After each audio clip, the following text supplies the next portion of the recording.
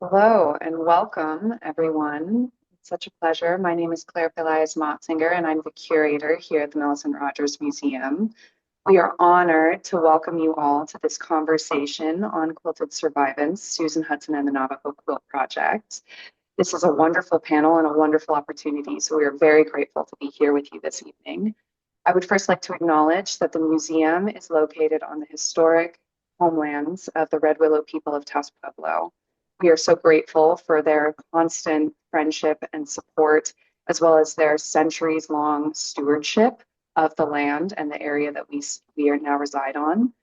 We are very excited to be joined here this evening with artists Susan Hudson and Kent Monkman. Thank you so much for joining us. I'll hand it over to Annie Drysdale.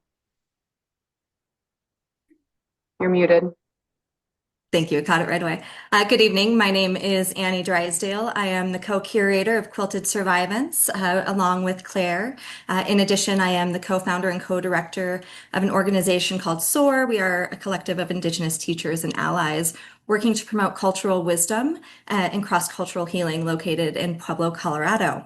But tonight, it is my humble honor to introduce our two esteemed panelists. As Claire has mentioned, Kent and Susan, I'm very excited. The two of you are definitely amongst the most unapologetic Indigenous artists of our time, really forcing the viewer to confront these traumatic realities that are depicted in your historical images that are so hauntingly relevant, I think, to today's conversation. So I think we're going to get a lot out of this.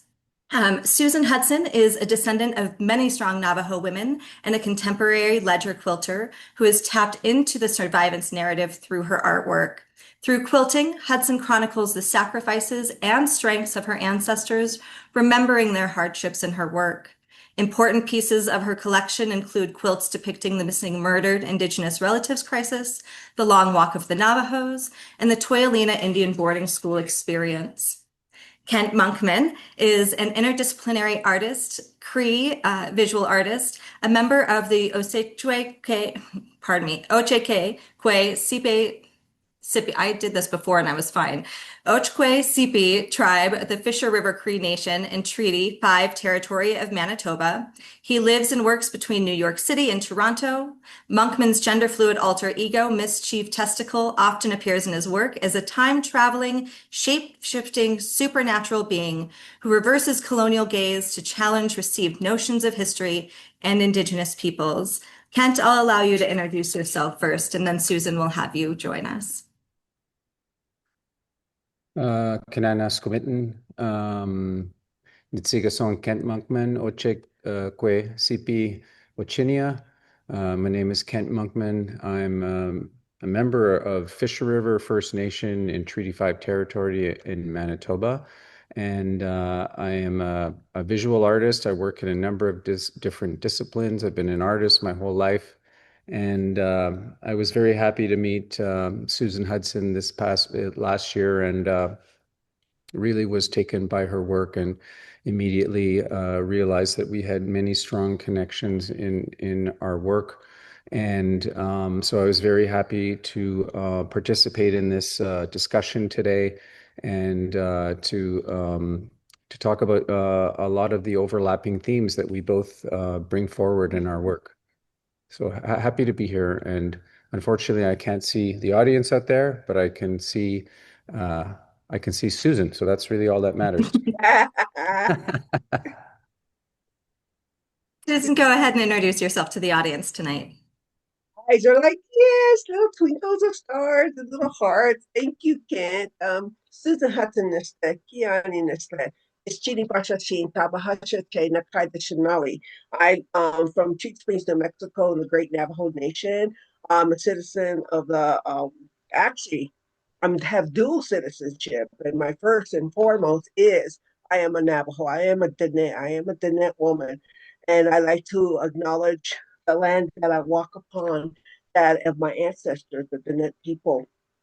And I also like to thank the Gashala, the Wakanda, and the Diens, because if it wasn't for them, I wouldn't be here. And for our ancestors, for from we've been here from the beginning of time, you know. Um, and our ancestors went through so much so I can be here, the abuse, the atrocities, and the things that happen to everybody. And when I saw Kent's work, it clicked in my brain. And I was like, damn it, this is the man I got to know and learn and watch and look at all of his paintings and then see kind of a little bit of correlation between the both of us. So I appreciate you, Kent, taking your time out of your busy life and wanting to talk in. Let's do this. Great. Well, for those of audience members who may not be familiar with the term survivance, it was first coined by Gerald Visner in the 1990s and has been widely used in contemporary Indigenous arts in recent decades. In my thesis work with Susan, I described her work in terms of survivance as an active sense of the ancestors' presence and a very present understanding of the artist's obligation to future generations. And so with that, I will pass it to Claire. So we're going to get started with a little bit of a guided question, but then we're going to keep it very casual and loose and let the conversation flow. But we wanted to start with this idea of survivance, that survival is resistance, that it's a joyous existence, but it does come with heavier histories. For Annie and I, the process of putting this show together with our dear friend Susan has been a joy, and that has been such a pleasure, but the theme of survivance has run underneath all of it. So with that said, the question we'd like to start with for both Kent and Susan is, in what ways do you express your own and your ancestors' survivance through your work and artistic practice, and which often features colonial violence? How do you feel about that? Let's start there. Go ahead, Kent. Okay, I'm going first. Okay, well, a number of years ago, I've been, dealing with subjects of colonial violence, the colonial gaze in my work for a couple of decades. And in 2017, or prior to 2017, it was actually 2015, the Truth and Reconciliation Commission was published here in Canada.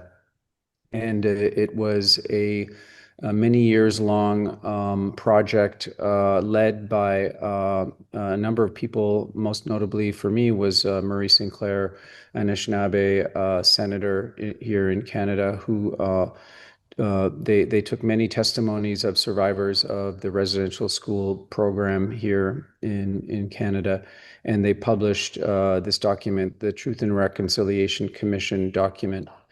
And even though it was widely shared, I feel like many Canadians weren't paying much attention to it, despite the urgency of the themes and the calls to action that came at the end of those findings. But Canada was turning 150 in 2017, so I was asked to create an art exhibition kind of, framing the last 150 years from an Indigenous point of view. And so I did that through the lens of my alter ego, Miss Chief Eagle Testicle, who I created to be a witness through time. She's been here since the beginning of time. And I over the years, I stitched her into Cree cosmology and really relied on Cree knowledge keepers to kind of guide me in fitting her into that worldview. But the creation of this project was an opportunity to ask Canadians to think about what the last 150 years have meant for us as Indigenous people as they celebrated the birthday of this nation.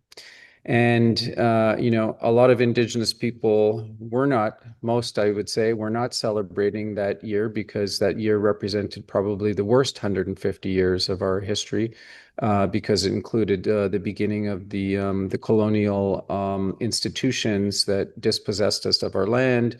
It's the beginning of the boarding school project that was intended to assimilate Indigenous people, strip us of our culture and languages, and importantly, to remove children. And so When I read the TRC report, there were many testimonies that were consolidated into a scene like what you see here that represented the removal of children, where children were often violently removed from their families by priests or nuns or government officials and Mounties. And so I created this image, the scream, to represent the removal of children for the residential school project.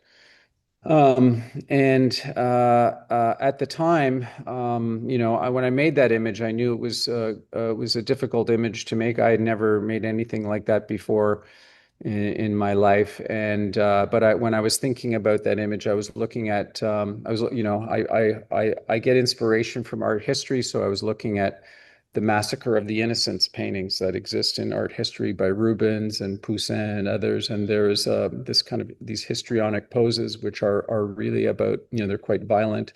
And I wanted to apply that same sort of violence to these moments where children are being abducted.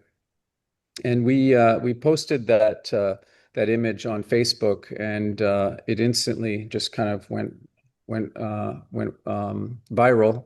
And within a matter of a week, I think we had 300,000 shares or what have you. And instantly people were using the image to teach in classrooms. And so I knew that I had hit a nerve and had created an image that really spoke to people in an emotional way that people could understand outside of reading, a report or outside of reading a news feed. Because, Indigenous people were in the news all the time. People like to talk about the trauma and the darker side and, the downside of Indigenous way of life. But this image was a truth-telling image, I think, that spoke to a lot of people, that authorized and validated our experience, because art history, as created by settler artists, art and history as written by settlers was about erasure. It wasn't about our truth at all. And so that was the beginning for me in wanting to make more work about the residential school experience. So when I met Susan last year, there was an artist who very unapologetically, was making work in the same way, was going straight to the core, straight to the violence, straight to the meaning of what these boarding schools in the United States were doing in Indigenous communities. And I was so taken by her work and the power of it, and the bravery and the courage that Susan has to put this work forward, but to do it in such a beautiful way. So I think that's the perfect moment to turn it over to Susan to talk about her work. You're gonna make me cry. Well, you did make me cry because I remember seeing the screen, and yeah, I cried. Um and I thought, oh my God, there's somebody else out there that's doing this, because when I was little, we had to pretend we weren't Indian. I grew up in East LA. We had to pretend we weren't Indian. We had to pretend we were Mexican, and then of course through the lives, oh, going to school and everything, being the only native. But I also did grow up around with my mother being, in the boarding schools, and how I had to learn how to sew, and how we finally had our little talk, and she was telling me about all the abuse, the atrocities, the beatings, the rape, and everything that she had to go through. And and then seeing, like when in the summertime, like going up into the mountains, just seeing how, not realizing, because I was usually around 6 and stuff when I started understanding things, to see that trauma, how it affected our family, and how, through the rapes in the schools, and producing these children, and how we all became related one way or another because of the way the men were dividing the little girls up, raping them, and having children with them. And a lot of them became our half brothers or half sisters, in the Indian way. We I'll say once in a while cousins and stuff, but that's how we became related. And you go through all of that and you grow up with that. And when I was little, I would have these dreams that I didn't understand because I had nobody to talk to, because because of what my mother and everybody else went through. Like I said, we couldn't say we were Navajo. We couldn't talk about the dreams. We couldn't talk about ceremonies, and I didn't know what was going on with me. I just thought I was this weird kid, growing up in East LA, drawing stick people and draw. I love that you can draw. I can do stick people. I should get a gold medal for stick people. Drawing these little stick people, but drawing these scenes, but not knowing what they meant. So I started going on and on. So I've always been talking about this and talking about the atrocities because we are us. We are either have been to the boarding schools, we're the first generation outside of the person, our parents that went to the boarding schools, or we're descendants from boarding schools. And you can just look around and see the trauma. And my mentor, former Senator Ben Host Campbell, he was the one that I sat down and talked with. And we had a long talk about that because he grew up in an orphanage. And it was kind of the things that were going on in the in the boarding schools was happening in the orphanages that he was in. And so he said he would tell me I that I was chosen for a reason and to go out there and talk. And if I make people uncomfortable, who cares? It's our stories. Who cares what they think? Who cares what they're going to say? And I'm gonna go over there. And I was told also, if a door opens up, go through it. Well, I'm kind of stubborn. I don't go through a door. I run through a door. And I was just like, you know what? Here's our story. Here, I'm going to talk about it. And I'm going to honor those grandmas that were beaten because of the way that, because it's not natural for us. We weren't taught to, have all this cotton and make all these dresses and everything. We're weavers and we did, however, they did their clothes. Each tribe is individual. But I wanted to tell the story, and I wanted to tell the story of the pain my mother went through.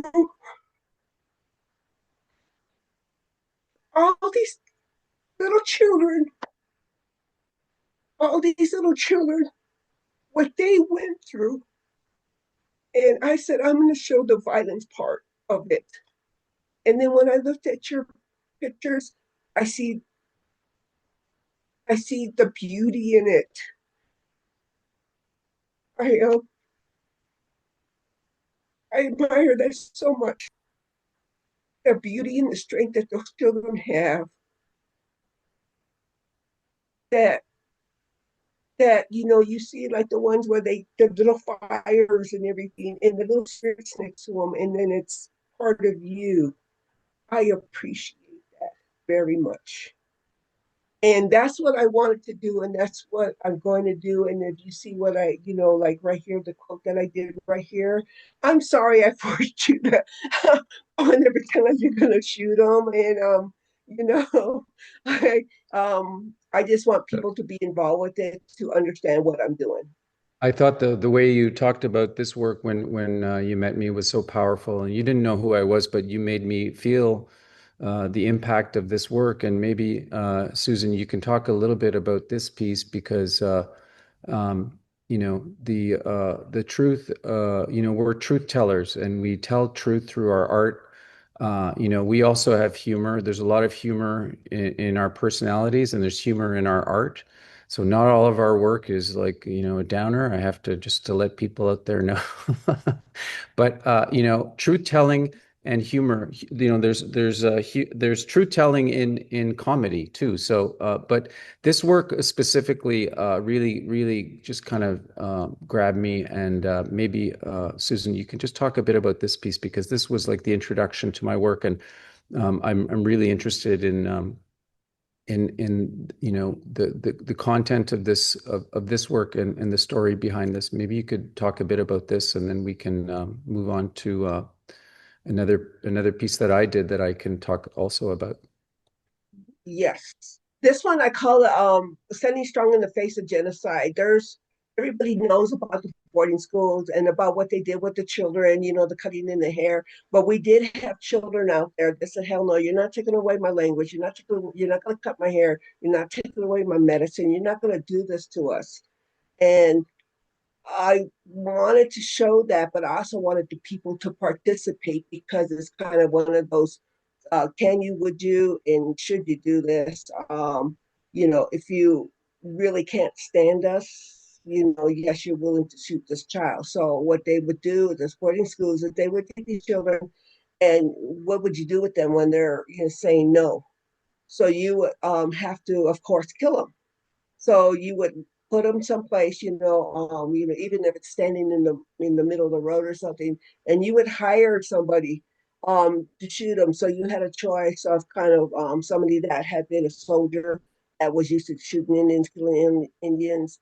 You had someone that was in the area that needed money.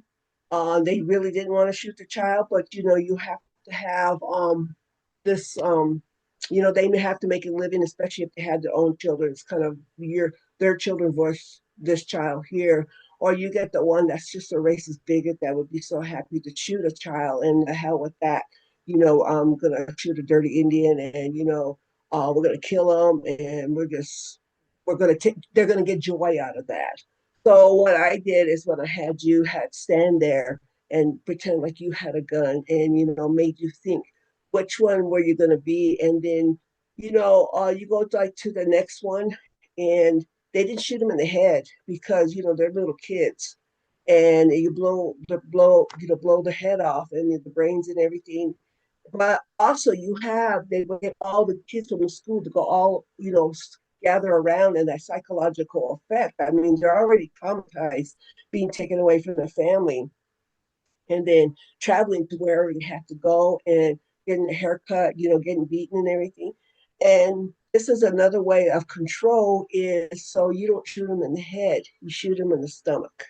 And when you shoot them in the stomach, they're in so much pain and agony. It sometimes takes them days to die. And then what do? They stand up and say, see, if you don't listen to us, this is what's going to happen to you. But they don't realize that in the next one, as he's sliding down to die, he's singing his songs, he's singing his death song, he's singing his beautiful language, letting those kids know that, what, it doesn't matter, it's okay, they're gonna kill me and everything, but I'm not giving up, I'm fighting for our rights. And he makes sure that his eagle feather and his staff does not his eagle fan and his acoustic do not touch the ground because of that pride. And letting those kids know it's okay, because you get those little kids, they don't understand, and they're like guilty because they let them cut their hair, but then they didn't want to be that child getting killed. And I didn't show him when he died. I just dedicated to those kids the stories that were never told about those brave little boys and little girls that stood up for their beliefs and their traditions and their language. So that's real Susan, quick what I did. did this happen in your community, like with the Navajo people, or the like where did you learn about this history? Um, Talking to various people from, because I'm adopted in the Southern Cheyenne, Northern Cheyenne, and the Burnt Eye. So talking to a lot of different tribes, talking to a lot of people, they're telling me the stories. Because we're great storytellers.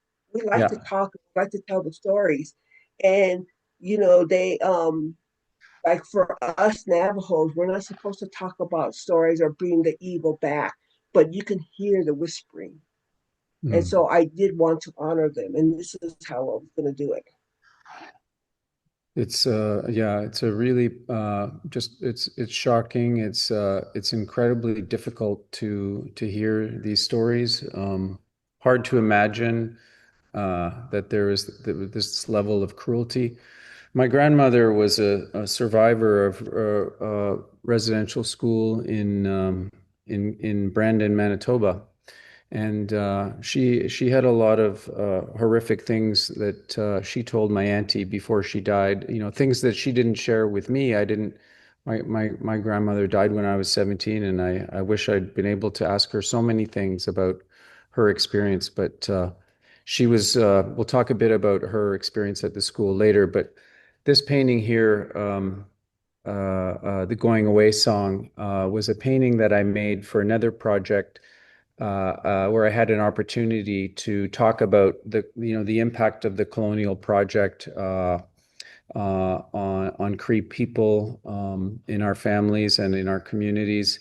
And it was a project I did at the Royal Ontario Museum in Toronto. And again, I didn't want the colonial chapter to overtake this project because I wanted the story to mostly be about how long we've been on this earth and how long we've been on this land, since the beginning of time. Those are what our stories tell us. And the colonial period is just a little blip in time. It's just a little blink. It's like a little flash of time. But it was this period of time that had so much, devastating impact on our families and communities and the transmission of knowledge from one generation to another. And so on that project, I worked closely with a very dear friend who's no longer in this world, but Pauline Shirt was a descendant of Kapapa Machikweo, who was one of the men who was hung in the largest mass hanging in Canada. His name was Wandering Spirit, and Wandering Spirit was Pauline's great grandfather. And when he was hung on these gallows with 6 other Cree men and 2 Assiniboine men by an all white jury, they were sentenced to hang for because they were essentially being starved by the government, and they were just trying to get food for their families to feed their children.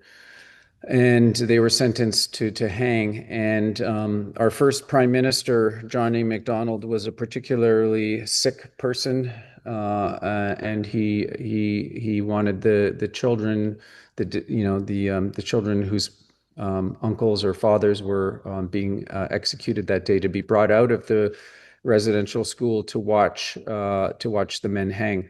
But so my way, when I deal with these subjects, I always look for a way out. I look for the hope.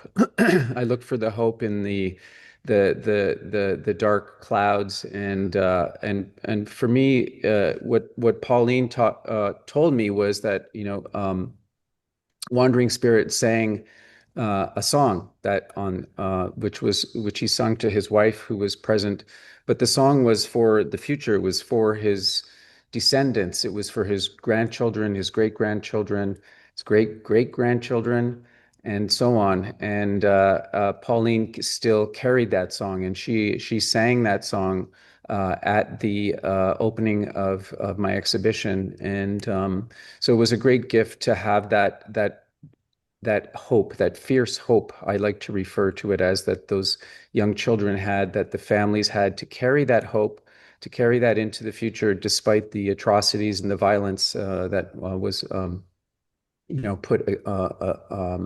directed towards, Indigenous people all over this land. And so, as you can see, all the children here have their hair cut very short, and that was, kind of a policy with most of the boarding schools, which started in Canada in the late 19th century. So they went for about 150 years, not quite 150, but they went from the late 1880s to I think 1997. The last residential school closed in Canada, but it was a long legacy of cultural interruption. But this painting was about that connection to a real family, to a person that I admired and loved dearly. Pauline was a leader, had so much resilience, so much joy, and so much love. And she founded a school named after her ancestor, Wandering Spirit, and it was a school. It is a school in Toronto. It's an Indigenous school for Indigenous children, and So Pauline did so much wonderful, amazing, important work in Toronto to, bring young people to ceremonies, working with people who ended up on the streets, and she just did so many amazing things. So she was really one of my heroes. And so with this painting, despite this darkness, I'd like to really also talk about the hope and the strength of our elders who were these children. And that I'll talk a bit more when I talk more about my Knowledge Keeper series.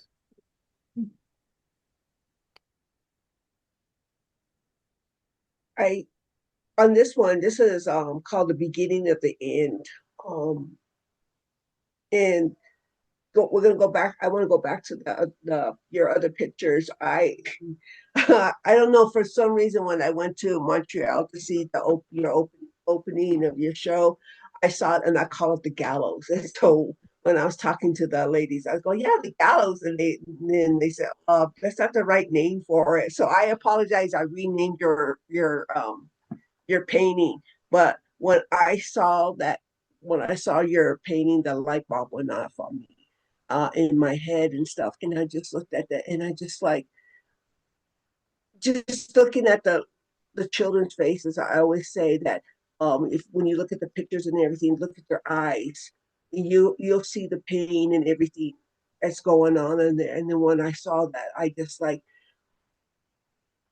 I get emotional about that. And I looked at it and I'm just like, that's it took me back to maybe like looking at little kids and stuff, and then realizing how much pain they went through. And I'm rambling, but I appreciate that the light bulb went off. And I don't do faces because only the Great Spirit, for me, my beliefs are only the Great Spirit can give faces and stuff. So thank you for doing that with your the expressions. And that's a you made me cry. You made me cry. It's not in a bad way. It's in a good way.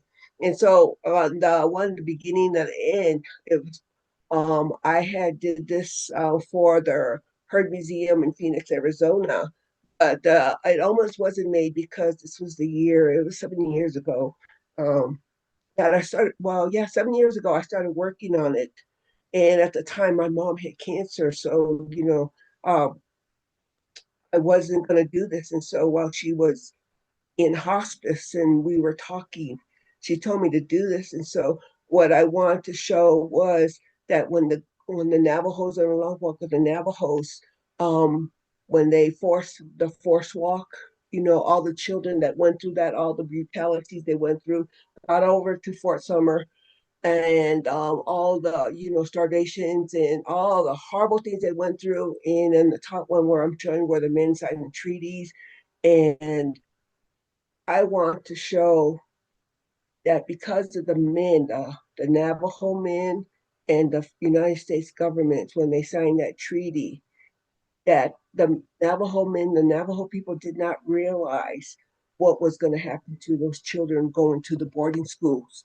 Instead of greeting them, they would beat them, cutting the hair because our hair is supposed to be our beauty and our knowledge, and then taking away our beautiful clothes and just destroying them and making, wanting us to be like them, the depressing with their sour looks, and then I was looking at what I did there and then what you have in your pictures, how you portray like the nuns and, well, the white people, and how, and it's kind of, we correlate together. And I was like, oh my gosh, great minds think alike. So I was like, yes, I appreciate you with this. Oh my God. So this is what I did, was showing how they were taking away and stripping everything, but also dedicating it to the six, my mom and brothers and sisters that survived Toylina. So that's why they have them down there, and all the little kids down there with the little short hair. And yeah, when I see you with paintings with the little short hair, and then but I don't put faces on that. And I was like, yes. So that's what I did with this one. So I'm happy that they're showing this. And going back to this one's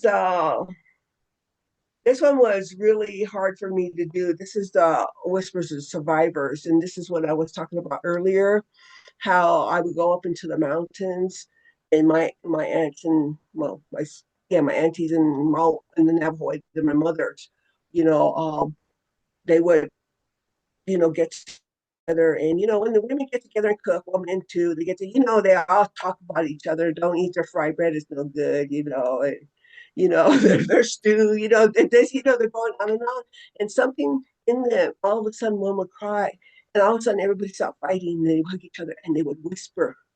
And for years and years I didn't know what the whispering was until I got older, and I could hear what they were talking about.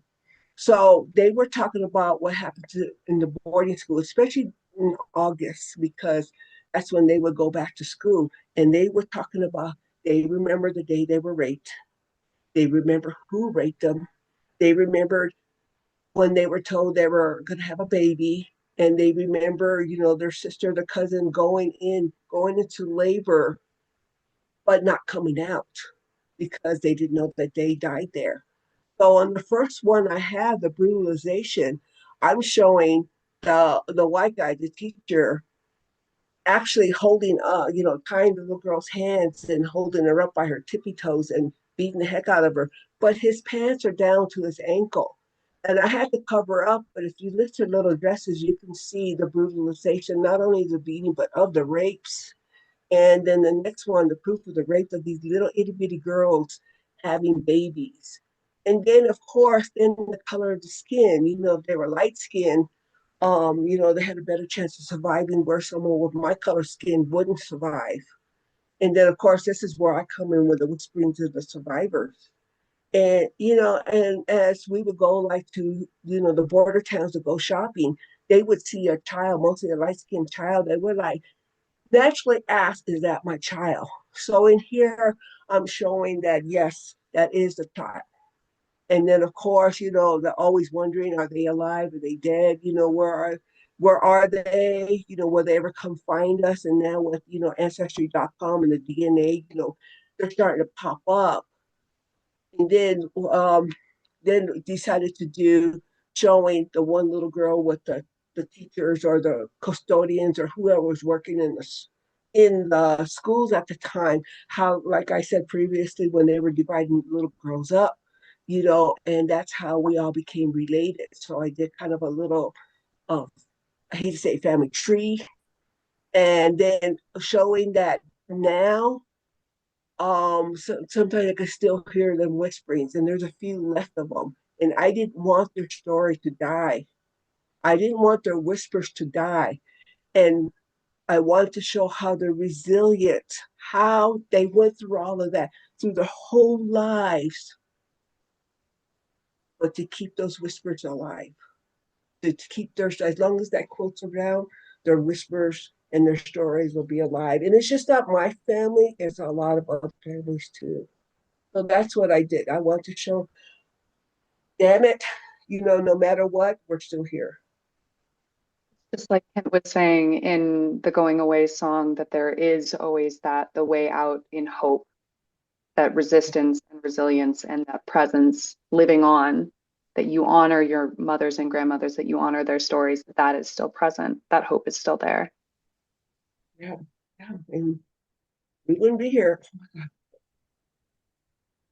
So thank you, Susan. That is such a powerful work. It's really it's such direct truth telling. And one of the reasons why I make this work is because the suppression of truth has been so effective, on this continent. The truth has been buried. People weren't taught about it in schools, and I was over and over again, with different projects, I encountered audience who had never even heard about residential schools. Uh, in New York, just a few months ago, someone had, like, for the first time I encountered someone who'd never heard about it. And it's shocking to me, how successful the Colonial project has been at perpetrating these kind of brutalities, yet they remain largely unknown. So, I am doing my best with the platform that I've been able to carve out in the museum world to bring these truths forward, because it's an important part of the story of this continent. For what it did to Indigenous people, but also how strong we are for coming through it. And it's the strength of our families. And despite all of this horror and attempted genocide, there's still incredible beauty in our families. There's also still reverberating traumas that exist in the present day. And my grandmother was one of these little girls, and I was thinking a lot about her when I made this piece, because I wrote Miss Chief's memoir a number of years ago, and I decided that, with this legendary being, spanning, an eternity and moving into the present, how was I going to bring her into the present? So I kind of stitched her into a relationship with my own ancestors and my own family. And at one point, Miss Chief sees one of these rapes happening, and well, make sure you all get the memoir, buy the book, because maybe I won't give it all away, but she commits a sin against that priest, and the priest doesn't survive. Let's put it that way. But she's driven by such rage that she kills the priest, and she loses her power to inhabit a human body, and so as I told that story, she appears as a sparrow, and visits this little girl, who I saw as I was able to kind of like stitch it into my own family as my own grandmother. But this little girl reaching up, to the window, is such a beautiful moment. It's a moment of hope. Again, with the sun streaming through that window, it's a very sort of evocative image. But it is about that fierce hope of our elders who were these children, and that's the thing. Our elders survived these horrific experiences, and yet they were able to teach and to bring that knowledge forward into the present. This I wanted to extend the work of the children's experience, but really again focusing on their strength in these difficult situations, and to really focus on how they would have these moments of intimacies with each other. They would share knowledge with each other. They would maybe have a secret little ceremony, and or share language with each other, because if they spoke the language near a priest or a nun, they would get punished for it. And so this was another way to communicate that, and I kind of set the children far enough away from the school as to put them in a more of a safe situation. But as these paintings got larger, because they started kind of small and they grew, this one now, just finished this one pretty recently. It's almost 7 by 12 feet, 10 feet. And but as the paintings got larger, that the cosmology, our world, kind of surrounded them. So you can see the thunder beings in the clouds, and the little people are appearing in the grasses, and there's details of the little people that are really just hidden in there to kind of comfort them and remind the kids of who they are and where they come from. And they're just hidden below in the grasses, and these kids are stealing these moments to kind of communicate with each other. And so how you can see different shapes in clouds. The thunder beings appear as clouds. And so for me, these paintings are very much about resilience and strength, and that fierce hope of these kids, despite these situations, finding their future. I know we have several audience members who may want to ask some questions, so I apologize for audience members. I'm going to skip through a couple of slides and kind of get on to our final part of the conversation, which is that exuberant celebration of the survivance narrative. And so, Ken, I'll let you speak to this image here. So, when I wrote Mischief's memoir, I kind of always imagined that it would have some kind of theatrical version. And so last year I had an opportunity, through the generosity and support of the Montreal Museum of Fine Art. They offered to support a performance, and I said, well, I have an idea. What if, because I have this chamber music hall that's part of the museum campus, and one of my dear friends and collaborators, Dustin Peters, who's the composer, had read Mischief's memoir and said, this is operatic. Mischief's story is operatic. I was like, I know, we need to make it into an opera. So they had a little budget, enough for me to fund the creation of 3 scenes, and so there's 3 pieces of music. We had 3 live musicians on stage, and 3 incredible performers, including my partner Laurent Bergeron, who is an amazing singer, and Marion Newman there playing the role of Mischief. This is the first time someone other than myself has played the role of Mischief, and Marion Newman is the best mezzo soprano in Canada,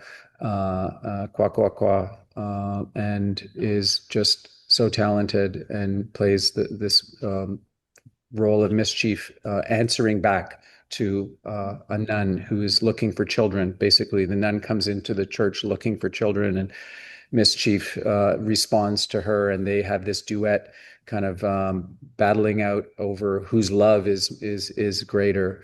And so it was an exciting moment, and we're developing this further. So keep an eye out for that sometime in the next year or 2. We're working on putting a full 3-act opera together. Amazing. Susan, your survivance looks as much joyful, slightly different than Kent's operatic performance. Do you want to speak to who we see on our slides here today? I'm a descendant from Navajo, and I'm a descendant from these, fabulous, strong women. I know there are men in there too, but we're a matriarch system. And so, my lineage is, really powerful. And so, of course, you see me there. And then my daughter, my second daughter, she's a council delegate, like a senator for the Navajo Nation. So this is the Honorable Navajo Nation Council delegate, Amber Canispa Karate. And she's very active. She's well known around the country, especially for the missing and murdered Indigenous relatives. I always tell her she's just like me. And then, of course, then there's my granddaughter, my youngest granddaughter. I have 3 granddaughters. That's Lily. That's Amber's youngest daughter. And we got together and we sewed the quilt behind, that's behind her. And, she called it Grandma Susie and Lily's quilt. So, I'm really proud of her. So, you're looking at 3 fierce, Navajo women that are going to keep following through, because my great grandmother used to tell me I'm the link to the past. I'm here and I'm going to be the link to the future. And that's the same thing that's going to be with Amber and Lily. They're going to carry on and be strong and tell our stories. And that's why I do these quilts, because it's our stories. And we need to tell the stories about what happened to the children, because I'm so tired of people not knowing about it, or when I do talk about it, they deny it. All those deniers out there. And our stories need to be told. Our families are, so it's in a way to start maybe the process of healing with the trauma and breaking that circle of trauma and abuse and alcoholism and everything else that goes with us being Indigenous people. So, yay! Those are my babies. Thank you both. I'm going to let Claire give us some audience questions. Yes, we welcome any audience questions. We do have one here, a beautiful comment with a question at the end. This is from an anonymous attendee. They say women's crafts are often associated with maternal ideas like nurturing care, hospitality, security, warmth, and love. Susan's work has transformed the quilt into a sort of armor or shield, or even a weapon against ignorance. And I was wondering if there are any other means that come to mind that she can speak to as to how women can reclaim their power through what are maybe known traditionally as women's crafts. Like women's crafts?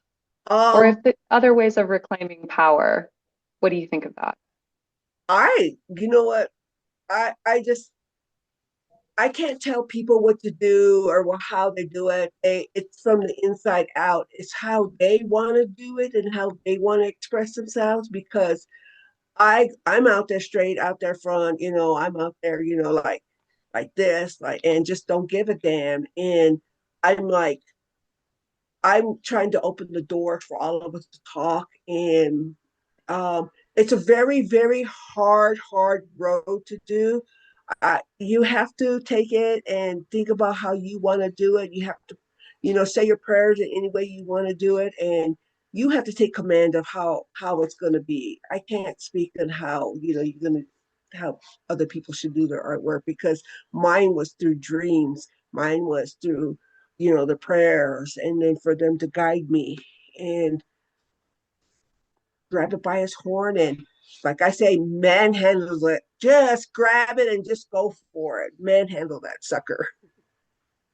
I think that's a great answer. What I love about Susan's work is how she does attack the themes and subjects that are so hard and brutal with this beautiful medium that is so much about security, a quilt, and it's about love, and it's about these maternal elements, and yet the truth telling in that medium is just devastating, and that's what was so completely uh, uh, inspirational to me, that she had taken that medium and transformed it into this very powerful truth-telling medium as an artist. So I think just yeah, I just love her work.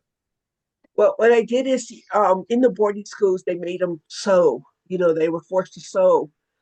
And I wanted to honor just not my mother and my grandmothers and my ancestors, or the ones that were in the boarding schools, but all the ones since the beginning of the invasion, like back east where they were sewing. I wanted to take the sewing and a couple of notches up. Every time I sew something, like right now, I'm doing my show coat for this year, and I'm sewing over 1,000 dresses and little pants. I'm taking that and doing a notch, and every time I take a stitch, every time I cut something, and it's to honor all of them that went through all of that, because I'm not doing this alone. I have so many around me, so many, helpers, because um, I won the 2024 National Endowment of the Arts Heritage Fund fellow, and I went to the White House.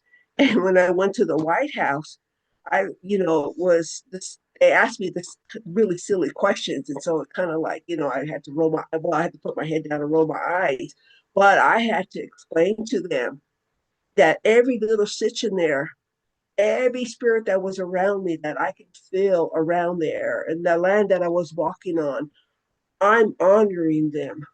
And that's what, telling stories that nobody wants to talk about, forcing people to listen to me. And just I can't, I'm not going to go out there and protest and, be screaming and yelling. The way I'm protesting is these people, millions of people are going to see my quilts. And there's a story behind it. And whether they like it or not, I really don't care. But I'm speaking for the ones that can't speak. So that's why, talking about women's art, and you just have to do it on your own, because there's different circumstances. For me, I In don't that, care. I just go out. in that vein of speaking the truth, no matter what, I want to get this comment and question from Chelsea. Chelsea introduces themselves. They're Navajo. Um, They say, I'm here a long time. I'm a longtime admirer of both your work, and I am honored to be here tonight to hear this presentation. My grandparents are boarding school survivors from Chinle and Lucachucay, Arizona. The subject matter in both of your works is heavy, and I appreciate the moments of reflection that occur while viewing. The question is, your work holds a lot of emotional weight and care. If you don't mind sharing, I'm curious if there are practices or teachings that help you stay grounded while creating. And I think this is a great question for both of you, Kent and Susan. Go ahead, Kent. Well, again, there's so much humor in Cree culture. There's humor in storytelling. But I get a lot from just my culture. And I feel like Susan, that I'm also representing other voices in my work. I'm speaking from my own experience, but also the experience of my grandmother and my family. And so I take inspiration from my community and from my family. And the memoir project that I did with Mischief was an opportunity to collaborate with Cree language speakers and Cree knowledge keepers that I learned so much from, just in terms of our teachings, and that really grounded me in that project.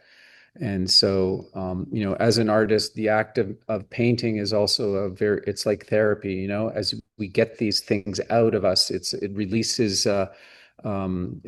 something, and I find it very healing to actually make these images. It's a way of, because we carry it around and we think about it, but then when we make art and we share it with other people, that truth goes out there, and in knowing that, I think that really helps me stay grounded as I'm creating work. For me, I do a lot of praying, blessing off of my house and my machines, and respecting the dreams, and then asking them for help. And sometimes I'll put something to the side, but it does take an emotional a lot. I you know I do a lot of crying, because when I can sit there and start thinking about it, like earlier, when I was talking about my mom, that the picture with the bird that you were talking about, your grandma. um I see things and I hear things and I can smell things. I can hear the screamings, I can hear the crying, I can hear what's happening during the rapes and the beatings, and the children crying and everything. It takes an emotional toll on me. And so I do, the best way to kind of release a lot of stuff is through crying, and um having that empathy. And a lot of times too, I'll put my quilt up and people will come and they'll stand there and they'll look at it and they'll start crying. Or, they'll come and give me a hug and we don't say anything. And I've known I did what I was supposed to do, because it's part of that healing. But for me, it's really hard for me. But I'm still gonna do it, as I don't know how much longer I'll be on Mother Earth. Still gonna do it. Great question. I think that kind of already answers a portion of our last question that we'll address before we leave this evening and depart. But the last question is from Rebecca, who asks, how do you manage the pain and rage that arises from these stories that you're telling, this truth-telling act? How do you manage the grief? Sounds like, Susan, you feel the grief. I feel it. And I get a pillow and I beat up my couch. Just that rage and anger, and you know that's that's what I have to do that. Yeah, I beat up my couch, my poor couch. I had to buy another couch. Uh, um, I feel like if I can process it and get that out there in an image, in art, and other people can share and feel that for me is a way that getting that truth out there for me is a way for me to deal with it, because it's not held back, it's not submerged. It's like getting that truth out there is an important process for me. And I read books like this. We can't see that. Tell us. Oh, you can't see what I got? You're going to have to tell us what it is, Susan. What is it? Oh, I'm sorry, I didn't know. It's Kent's book. It's There you go. Susan's Mischief. very kindly promoting Mischief's memoir. Yes. Buy it. You're the best. Well, that seems like a perfect place. That seems like a perfect place to end. We want to express not only our gratitude to all of the members, all of the people who came to this talk this evening, but we would really love to express our gratitude to Susan and Kent. You are so open and generous with your time and with your experience.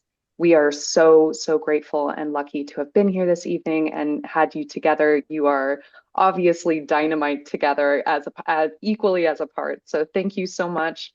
Thank you all who were present this evening. This has been a very special program and a very special show. We would like to thank our sponsors. This show and this program this evening would not have been possible without donors such as New Mexico Arts, Taos County Lodgers Tax, and the generous contribution of Scott Aloco and Douglas Clark. Thank you all for being here this evening. Thank you, Annie, for all of your work and co-curation on this project. Thank you, Susan. Thank you, Kent. And we are going to say good evening. Thank you very much. I'll Take go care. net. I'll go net. Bye. Okay. Bye. Bye-bye.